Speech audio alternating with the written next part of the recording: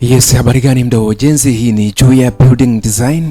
So kama unavyoona mbele ya screen yako hapa pana picha ya nyumba ambayo ni nyumba iliyopoa kwa namna fulani, haina kelele nyingi sana kwa habari ya finishing yake. So hii nyumba ni nyumba ambayo ina vyumba viwili vya kulala, ina sebule moja, veranda mbili, lakini pia ina vyoo viwili ndani ya nyumba, kwa maana zile toilets zipo mbili.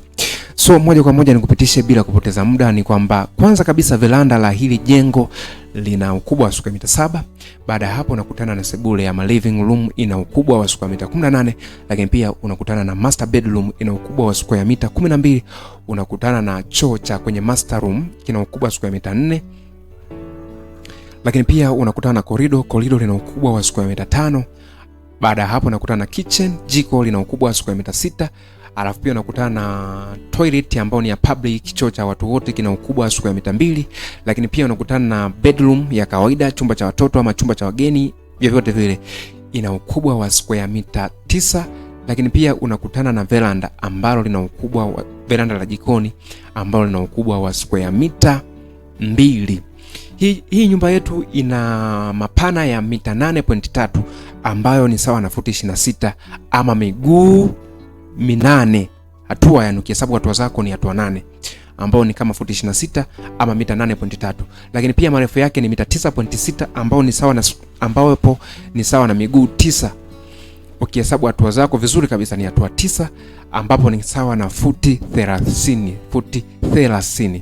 Ndivyo ukubwa wa jengo letu. Hii nyumba yetu inaweza kukaa kwenye eneo ambalo lina ukubwa wa mapana ya mita 12 na marefu ya mita 15, ambapo kwenye hilo eneo utapata eneo la parking kwa maana kama una gari, lakini pia utapata eneo la swimming pool kwa watu ambao wanapenda swimming pool kadogo kabisa kwa ajili ya mazoezi, unaogelea na enjoy hapo.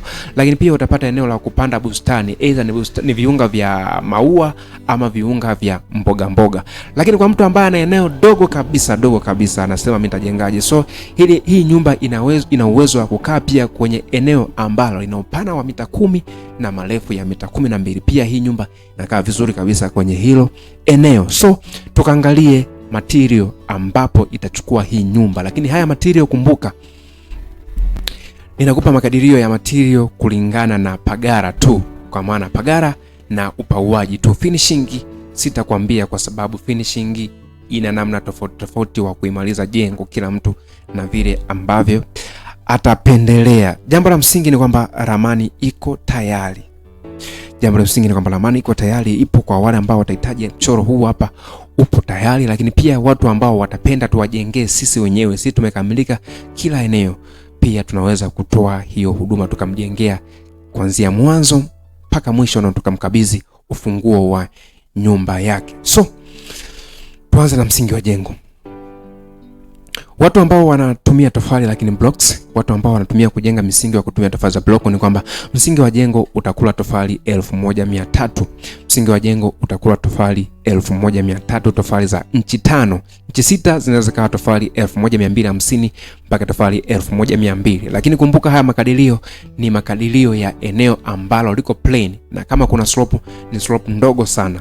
Lakini kwa maeneo ambayo yana slope kali ni kwamba haya material yanaweza yakaongezeka kwa haya, lakini kuongezeka kwake kutakuwa ni kidogo tu, sio sana.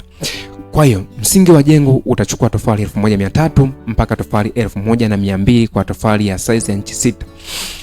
Lakini wale ambao watatumia kujenga huo msingi wa kutumia mawe, ni kwamba mawe yataingia trip 6, na hizo trip 6 wakijaza vizuri, lakini trip 6 ambazo zina ujazo wa 4.5 cubic meter, yani gari ambayo itabeba hayo mawe iwe na uwezo wa kubeba ujazo wa 4.5 cubic meter. Lakini nondo kwa watu ambao watafunga beam kwenye msingi, ni kwamba nondo ambazo zitatumika hapo ni nondo 15 tu katika msingi, nondo 15. Lakini pia utatumia DPC karatasi ile, tutumia neno karatasi ambalo utaweka kwenye msingi baada ya kujenga sawa msingi, baada ya kumwaga hiyo jamvi lako, ni kwamba utatumia DPC moja tu, ambalo baadhi ya maeneo ni shilingi 50, maeneo mengine ni shilingi 100, inategemea na eneo ambapo upo. Na hili ni muhimu sana, hii DPC ni muhimu sana. Kwa nini?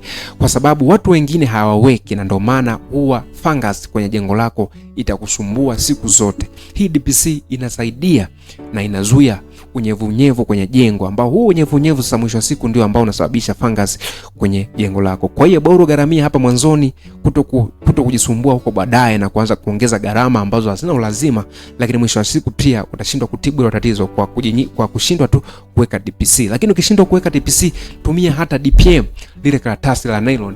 Weka pale kabla fundi hajaanza kujenga nyumba yako, weka kwanza karatasi.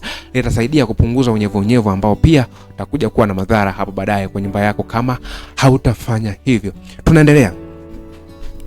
Tofali za kujenga pagara za block, utatumia tofali sasa baada ya kujenga msingi wako. Tofali ambao utatumia kujenga pagara ni tofali 1300 pia kwa hii nyumba, lakini simenti jumuishi, kwa maana kuanzia msingi wa jengo kamwaga zege pale ukajenga tofali, lakini pia ukamwaga zege la linta pale juu, beam la juu, ni kwamba hii nyumba kwa ratio nzuri kabisa, ratio kali ambao ni imara, hii nyumba itachukua mifuko ya sementi 70 mpaka 80, inategemea na mchanga ambao utautumia, 70 mpaka 80. Kwa hiyo hapo ni ratio nzuri kabisa, imara kabisa, jengo lako halitasumbuliwa na kleki kabisa. Nondo za juu ya nyumba kwenye rinta pale napo pia patakula nondo 15, nondo 15. Cement, mchanga zitakuwa ni trip 3, mchanga trip 3 kwa ujazo wa cubic mita 4.5. mchanga ni trip 3 ambao utautumia.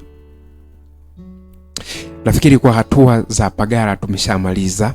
Tukija kwenye hatua za kupaua, mbao za kupaua ni mbao 200, size tofauti tofauti, wengine tumia 2x2, wengine 2x3, wengine 2x4, vivyote vile, lakini toto ya mbao zote jumla itakuwa ni mbao 200.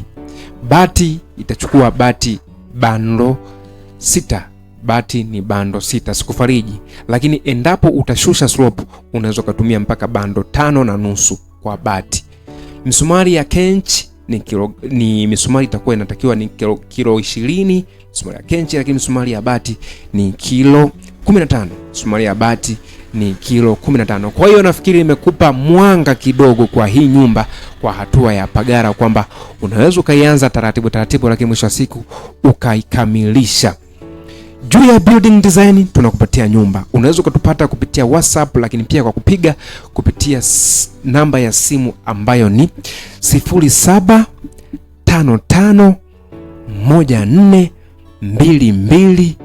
0755142232. Juu ya building design tunakupatia nyumba. Karibu. Nitajenga nyumba yangu, nyumba yangu, nyumba yangu. Nitajenga nyumba yangu, nyumba yangu, nyumba yangu. Nitajenga nyumba yangu, nyumba yangu, nyumba yangu. Nitajenga nyumba yangu, nyumba yangu, nyumba yangu.